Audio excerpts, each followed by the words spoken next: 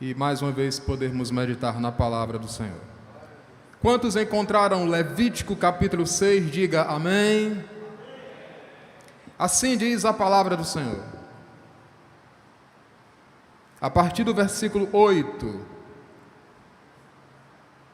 Levítico capítulo 6, versículo 8.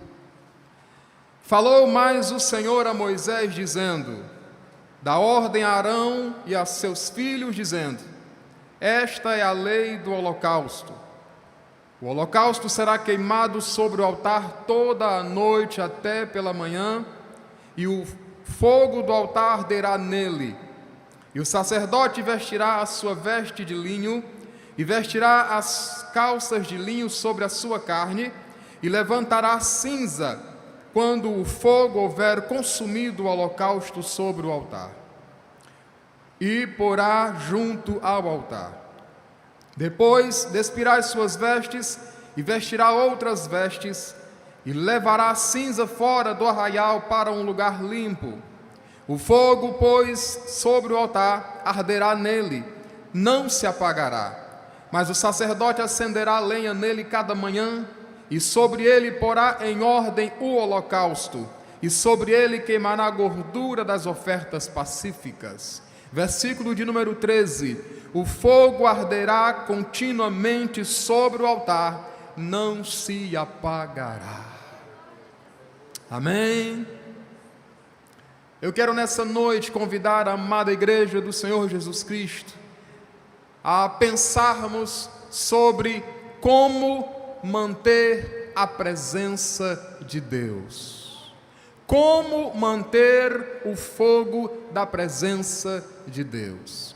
Esse texto ele trata de uma ordem e de uma instrução que Deus deu a Moisés sobre a lei do holocausto.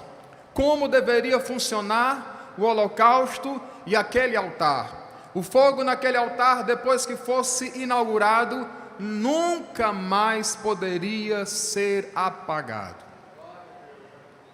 Fogo na Bíblia muitas vezes representa e fala de Deus, da sua presença e da sua manifestação. Só recordando junto com os irmãos, em Êxodo capítulo 3, Deus se manifesta a Moisés em uma sarça em chamas.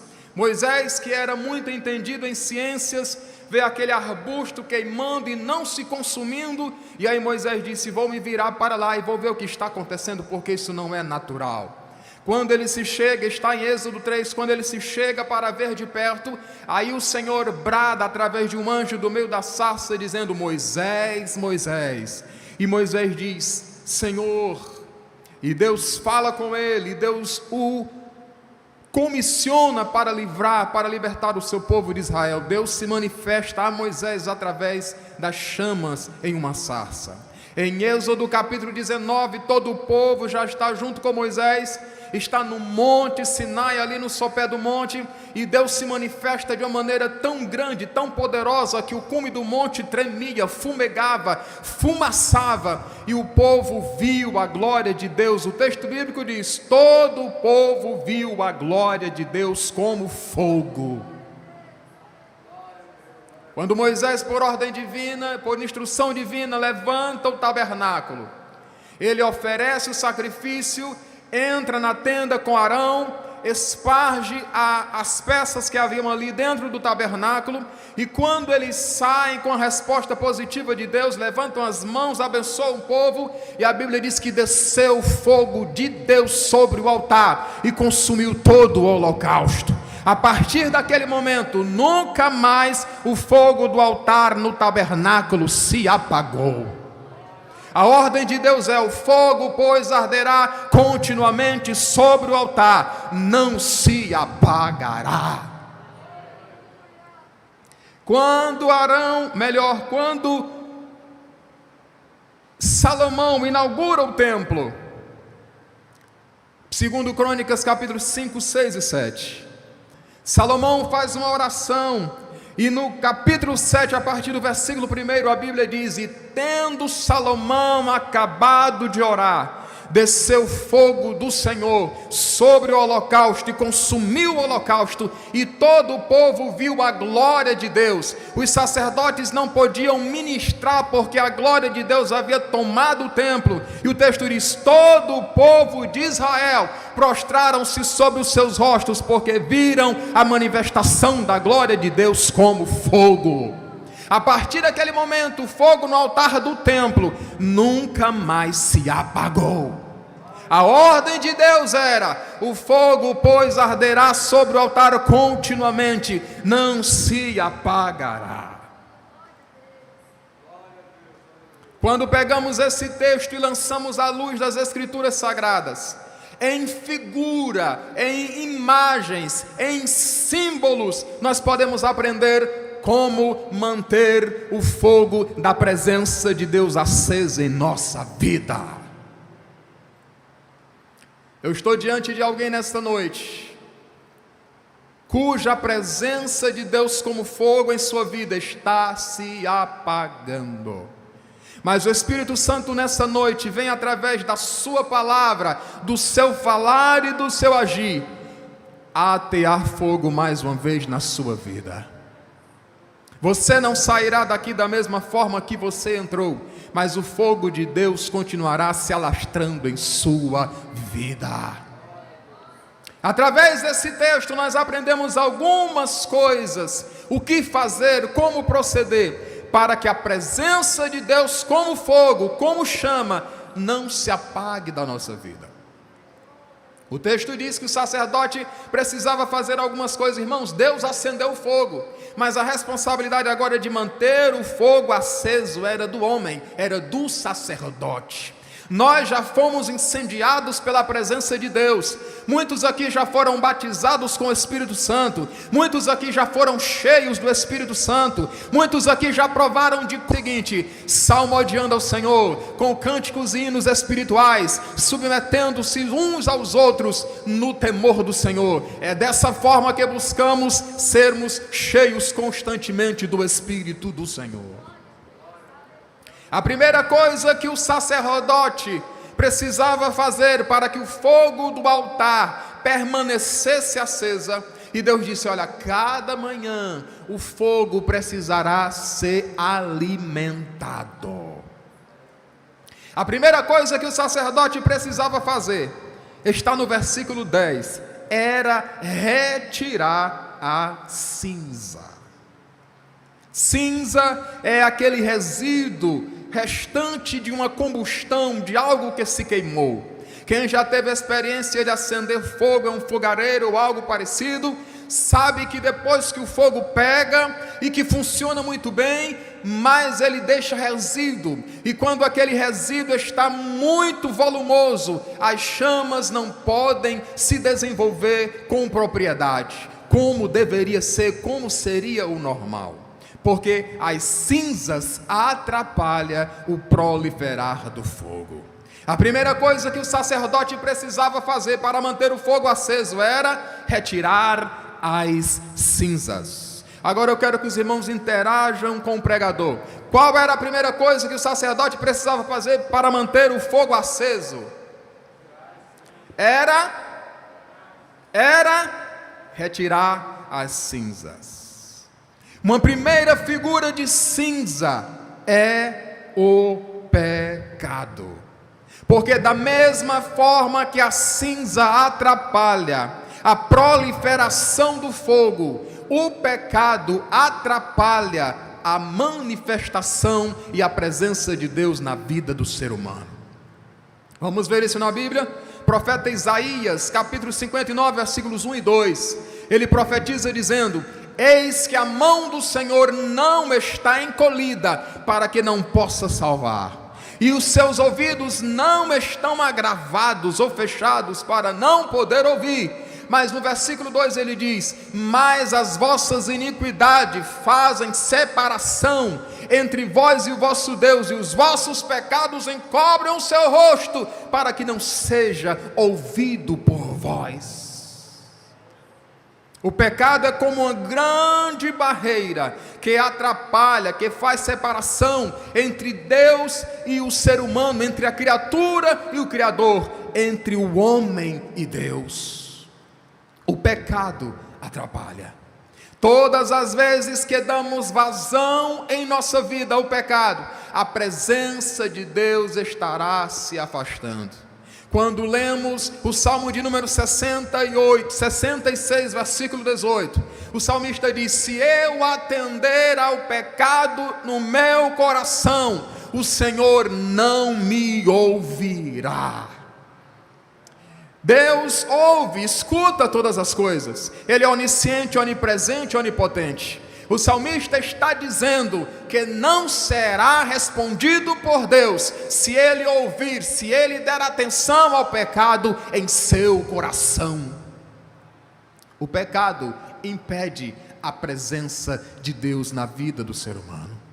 O profeta Isaías, no capítulo de número 6, ele tem aquela experiência tremenda. E os estudiosos, os teólogos, os biblicistas dizem que quando Isaías tem aquela experiência narrada, contada ali no capítulo de número 6, ele já está com 15 anos profetizando.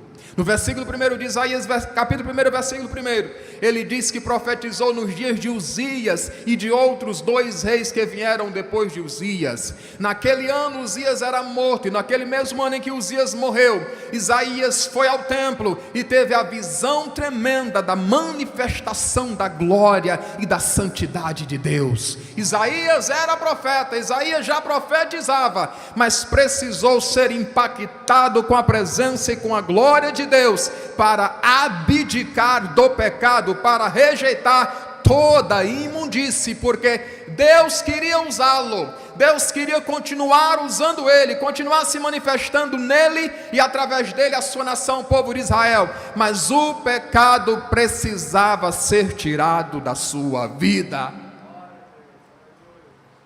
Isaías, em uma visão, ele vê a manifestação da glória de Deus. Deus assentado sobre um alto e sublime trono. Em volta dele estavam os serafins que bradavam, gritavam, clamavam uns para os outros, dizendo: Santo, Santo, Santo é o Senhor dos exércitos. Toda a terra está cheia da sua glória.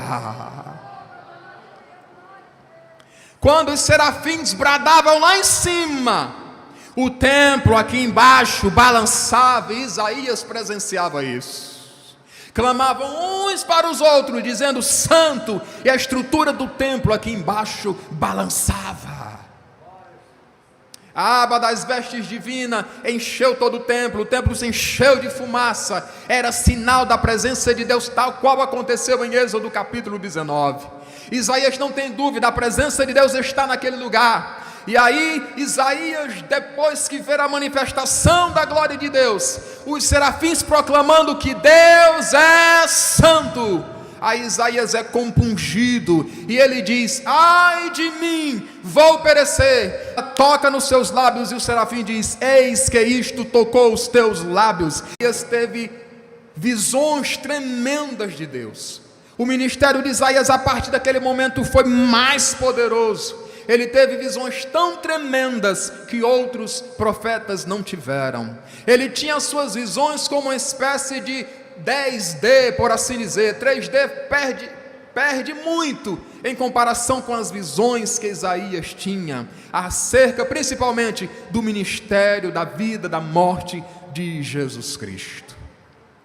O pecado impede a manifestação da glória de Deus. A primeira coisa que o sacerdote precisava fazer para manter a chama naquele altar acesa era retirar as cinzas. Quando Deus leva o povo pelo caminho do deserto, o próprio Deus vai no meio do povo. Em Êxodo capítulo 32, alguns do povo se ajoelham, se adoram diante do bezerro de ouro, um ídolo construído pelo próprio Arão, a pedido do povo, para que representassem a sua divindade, e alguns se dobram e adoram aquele bezerro. Deus fica insatisfeito, então Deus diz para Moisés: olha Moisés, eu não irei mais no meio do povo. A promessa de que colocaria o povo numa terra que mana leite e mel está assegurada. Eu vou colocar o povo lá, mas a minha presença não irá com o povo, porque o povo é teimoso, é obstinado, o povo pecou, o povo me desobedeceu. Eu não posso ir no meio do povo, porque eu o destruiria.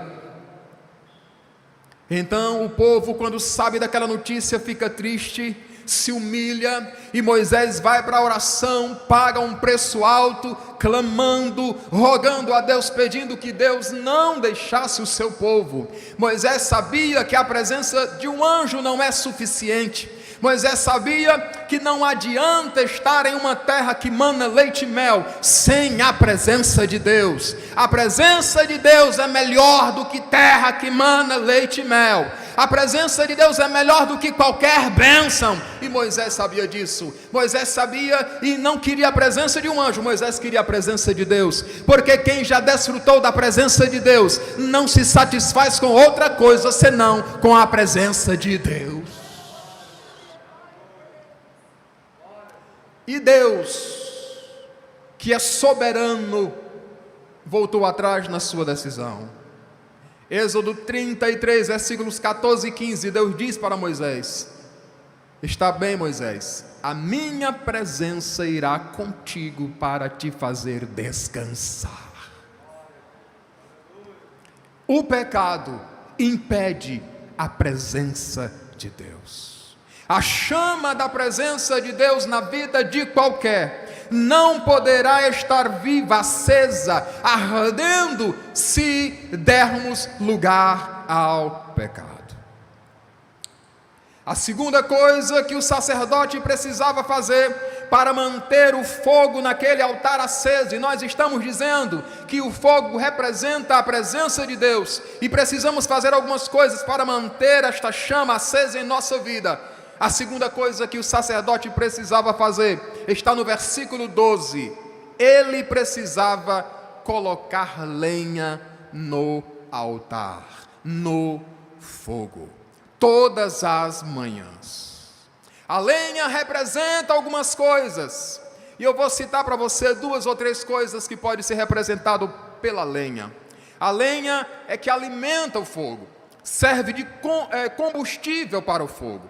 Fogo sem lenha irá se apagar. Um fogareiro sem ser alimentado com brasas ou com alguma espécie de madeira, o fogo não poderá estar aceso. Em primeiro lugar, a lenha pode representar oração.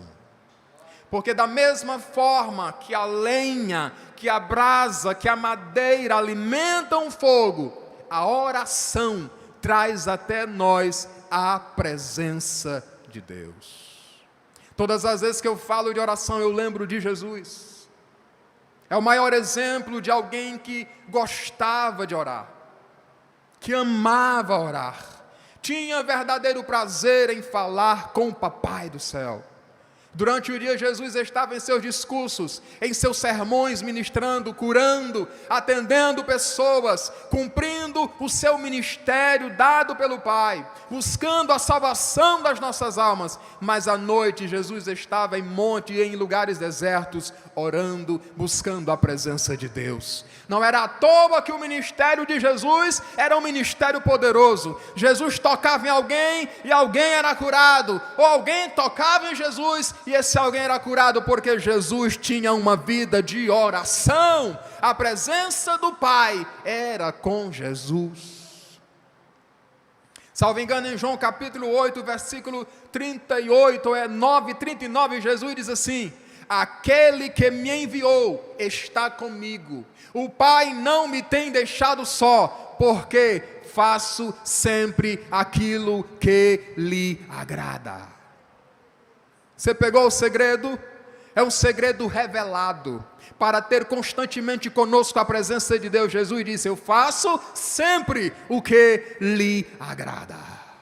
Se fizermos sempre o que agrada a Deus, a sua presença não sairá da nossa vida. Quando Jesus multiplica pães e peixes pela primeira vez, Salvo engano, Mateus capítulo 8 narra isso. Jesus ordena aos discípulos que passem para outra margem, que vão na frente e ele os seguiria mais tarde. Jesus despede a multidão que estava com ele, depois de comerem pão e peixe. Jesus despede a multidão e o texto diz, no versículo 18, versículo 22, que ele subiu ao monte para orar à parte. Mais tarde os discípulos estão quase sendo engolidos por uma tempestade que se levantou no mar.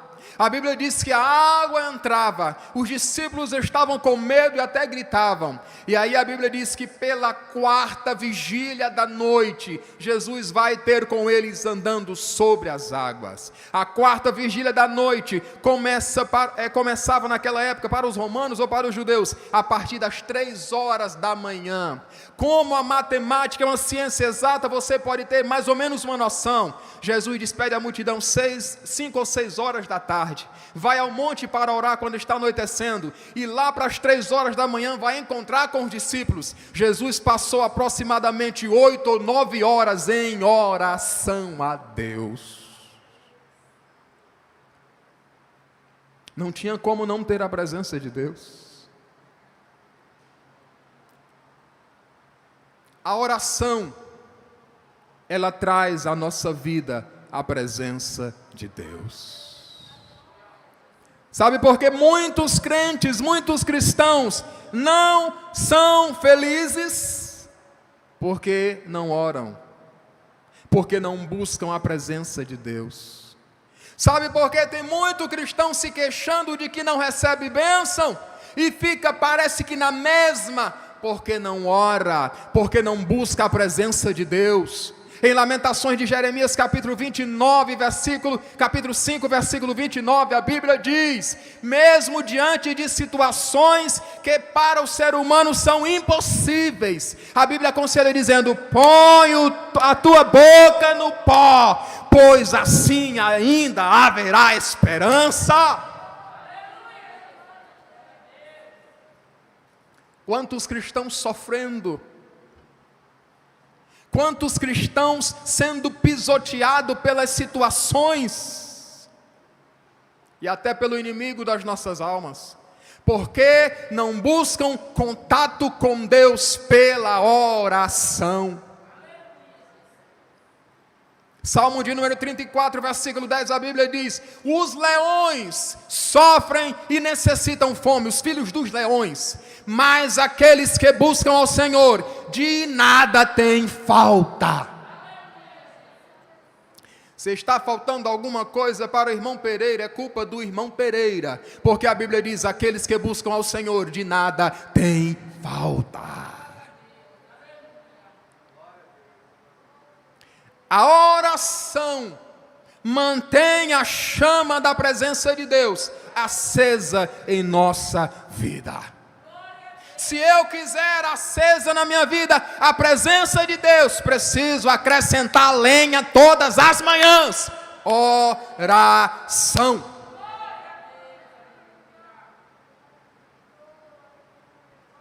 Muitas coisas mudam, o ser humano muda, porque o ser humano é mutável.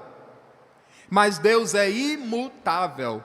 Malaquias 3:10, Hebreus 13:8, Deus é imutável. A oração ainda funciona, a oração ainda é respondida, a oração ainda é atendida por Deus. Quando o crente dobra os seus joelhos, Deus ainda se levanta e age para que o seu nome seja glorificado. Recordando o que a gente meditou agora há pouco, Deus disse: Moisés, a minha presença não vai com vocês. Moisés orou e Deus disse: tá bom, a minha presença vai contigo. Algumas coisas, igreja, irmãos, algumas coisas só irão acontecer se eu e se você orar. Algumas coisas só irão acontecer se a igreja orar. Você lembra de Ana, esposa de Elcana, 1 Samuel capítulo 1 e 2? Estéril. Versículo 5 do capítulo 1, a Bíblia diz que Deus fechou a madre de Ana. Foi Deus. Ana era estéril, não por circunstâncias naturais, mas porque Deus fechou-lhe a madre. Ela não geraria se Deus não abrisse a sua madre. Aí, o que Ana faz? Faz como muito crente, corre para a oração, porque o crente sabe que há solução através da oração. É só Deus apertar um pouco, é só Deus fechar uma porta, é só Deus complicar um negócio, é só Deus deixar para o ser humano sem jeito, e o crente corre para a oração.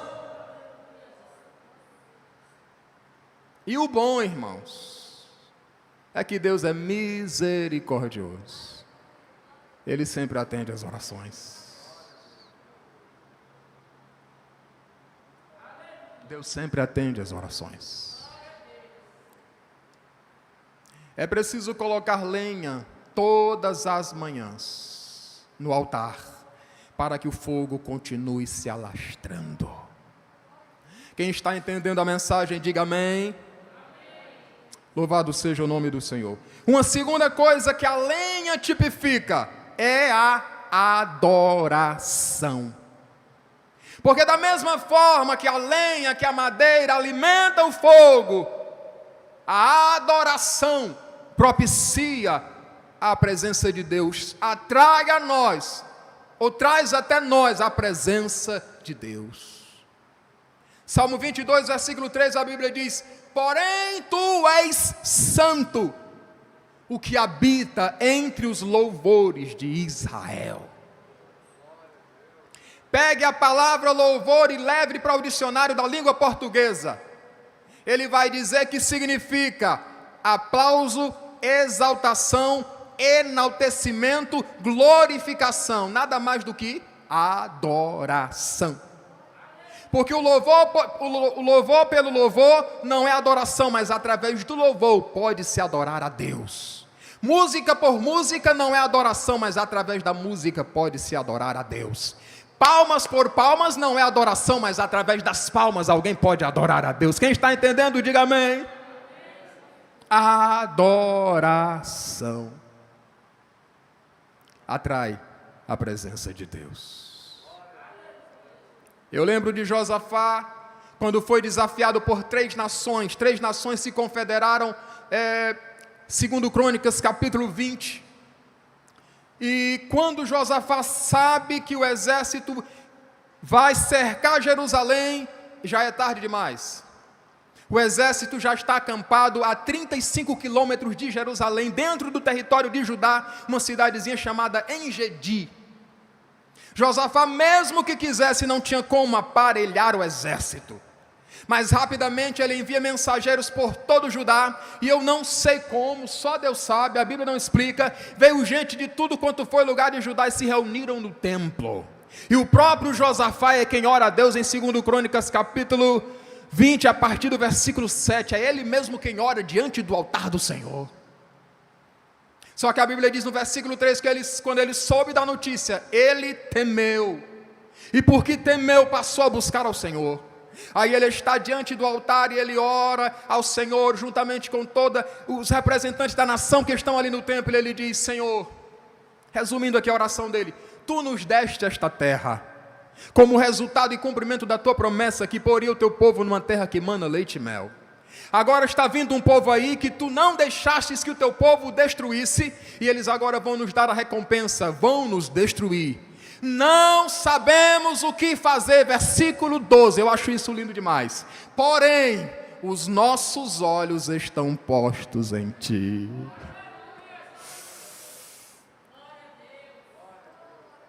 Oh, glória a Deus. Quando as flores aqui embaixo, como diz o hino da harpa cristã, já fenecem, as dos céus começam a brilhar. Quando não há mais solução aqui, a solução está em uma janela para cima. Lá está o nosso Deus. Deus levantou um dos músicos, filho de Asaf, Jaziel. Ele disse: assim diz o Senhor, não tema Judá nem Josafá. Ouça o que o Senhor está dizendo a vocês. A peleja não é vossa, senão do Senho. Vocês não terão que pelejar. Vão ao encontro do inimigo, ficai parado e vejam o livramento que o Senhor vos dará. A Bíblia diz que Josafá se aconselhou com o povo e no dia seguinte já saiu para a batalha. Josafá fez uma coisa de louco, uma coisa de doido. E se você ler 1 Coríntios capítulo 4, versículo 10, você vai perceber que muito crente é doido, muito crente é louco por causa da mensagem do Evangelho. Josafá pega os que louvavam e colocou na frente do exército e os armados atrás. Um capitão de guerra experiente nunca faria isso. Os que cantam na frente, os armados atrás. Deus não usa, não conta e não depende de armas humanas. As armas da guerra divina são espirituais. E o louvor é uma destas armas. Pegue nessa noite e seja edificado pela palavra de Deus. Versículo 22, vou já voltar para o texto. Versículo 22, a Bíblia diz que o exército iam cantando, louvando e dizendo: porque o Senhor é bom, porque a sua misericórdia dura para sempre. A melodia era só essa, o refrão era só esse: porque o Senhor é bom, porque a sua misericórdia dura para sempre. Porque o Senhor é bom, porque a sua misericórdia dura para sempre. Segundo Crônicas capítulo 20, versículo 22, a Bíblia diz: enquanto louvavam, Deus pôs emboscadas no meio do inimigo. Eles começaram a matar-se uns aos outros, e o nome de Deus foi glorificado. Quando Israel chega na atalaia do deserto, parte alta e parte baixa, onde seria o confronto, eles chegam lá e vê uma multidão de corpos mortos. E Josafá durante 3 dias faz aquele saqueamento do despojo, e no 4º e no 5º dia ele faz um culto de ação de graças e adora o nome do Senhor. Mas o versículo da vitória e da batalha: primeiro, Josafá buscou a Deus. Segundo, versículo 22, louvou, adorou. Enquanto louvavam, Deus pôs emboscadas. É no momento em que você estiver adorando, é no momento em que você estiver buscando a presença de Deus, que Deus vai desbaratar os seus inimigos. Então, conselho de Deus para alguém nessa noite: deixe de murmurar, deixe de reclamar e passe a adorar, porque a vitória virá. A adoração traz a nós a presença de Deus. A terceira coisa que a lenha representa é a obediência à palavra de Deus. Da mesma forma que a lenha alimenta o fogo, a obediência à palavra de Deus atrai ou traz até nós a sua presença. Salvo engano, Provérbios 29, versículo 18. A Bíblia diz que aquele que desvia os seus ouvidos de ouvir a lei, até a sua oração será abominável. Quer bênção, quer isso, quer aquilo, quer que Deus faça, quer que Deus haja, mas não quer dar ouvidos à lei. A oração de tal é abominável. Se você não gostou dessa verdade, está aqui. Quem desvia os seus ouvidos de ouvir a lei, até a sua oração será abominável. Deus não aceita. Deus não responde. Obediência. João capítulo 14, versículos 21, versículo 23. Jesus diz: este é o que me ama, aquele que tem e guarda os meus mandamentos. E aquele que me ama será amado de meu Pai, e eu me manifestarei a ele. Sabe a quem é que Jesus se manifesta? Ele garantiu: aqueles que têm e guardam a sua palavra. A obediência atrai a presença de Deus. Saul perdeu o reino porque desobedeceu a Deus. Tem muita gente perdendo o reino celestial por causa da desobediência à palavra de Deus. Em Mateus capítulo 7, versículos 21 a 23, Jesus diz: nem todo aquele que me diz Senhor, Senhor, entrará no reino dos céus, mas aquele que fizer, que praticar, que realizar, que fizer a vontade do meu Pai que está nos céus. Deus não é ganho por palavras. Temos que fazer alguma coisa para mostrar a obediência a Ele. Se você puder, fique de pé em nome de Jesus. Para que o fogo da presença de Deus seja mantido acesa, precisamos tirar as cinzas do pecado. Precisamos acrescentar lenha, a lenha da oração, a lenha da adoração, a lenha da obediência e outras que você pode descobrir dentro da Bíblia. A terceira coisa, e aqui a gente vai encerrar, que o sacerdote precisava fazer para manter aceso o fogo do altar, e que nós precisamos fazer para manter a presença de Deus em nossa vida, está no versículo 12: colocar em ordem o holocausto. Colocar em ordem o holocausto. Quando vamos para Romanos capítulo 12, versículo 1 e 2, a Bíblia diz: rogo-vos, pois, irmãos, pela compaixão de Deus, que apresenteis o vosso corpo como sacrifício vivo, santo e agradável a Deus, que é o vosso culto racional. O verdadeiro culto, o culto racional, em outras versões espiritual, é o culto diário. É a apresentação diária do corpo do crente diante de Deus, do ser, da vida do crente diante de Deus. Engana-se quem pensa que culto a Deus é só aquele realizado entre quatro paredes, canta-se hinos, faz leitura, oração e depois o culto acabou. Não, para Deus o culto é 24 horas, é diário. Onde você estiver, você estará cultuando a Deus. O seu corpo, a sua vida estará sendo apresentada a Deus como sacrifício vivo.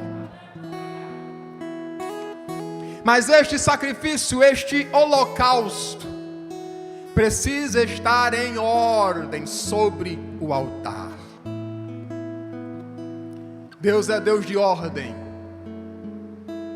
não de desordem. Quando Elias confronta o povo de Israel por estarem adorando a Baal, e propõe ali um desafio, o Deus que responder com fogo, esse é Deus, e esse deverá ser servido e adorado. Os que estavam indecisos gostaram da ideia, e a primeira coisa que Elias faz, 1 Reis capítulo 18, lá pelo versículo 35 e 36, a primeira coisa que ele faz antes de oferecer, é reparar o altar. O texto diz: o altar do Senhor que estava quebrado. O altar era do Senhor, o altar estava quebrado, o altar precisava ser reparado. Somente depois de restaurar o altar, ouça o Espírito nessa noite, somente depois de restaurar o altar, foi que ele ofereceu o sacrifício. Ele nem colocou fogo. Ele fez uma oração em rápidas palavras e Deus mandou fogo do céu.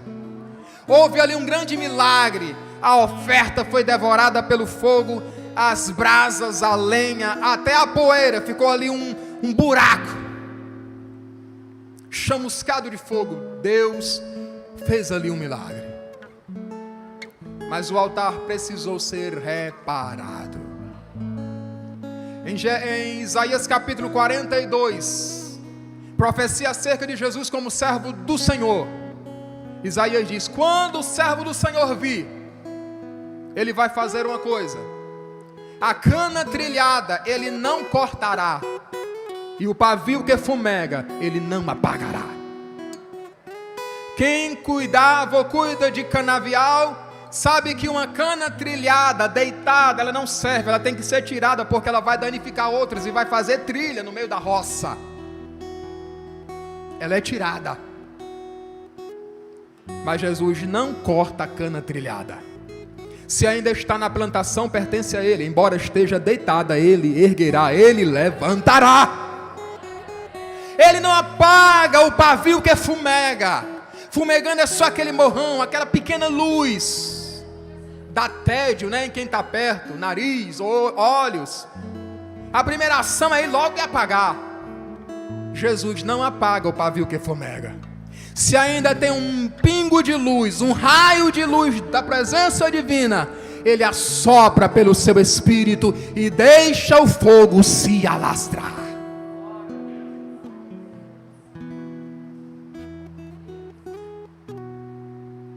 Este evento é tematizado de conectados com Deus. Precisamos estar continuamente conectados com Deus. Para manter a presença de Deus acesa em nossa vida, queimando, é preciso retirar as cinzas do pecado. É preciso acrescentar a lenha da oração, é preciso acrescentar a lenha da adoração, é preciso acrescentar a lenha da obediência, é preciso acrescentar a lenha da santificação, é preciso colocar em ordem o altar.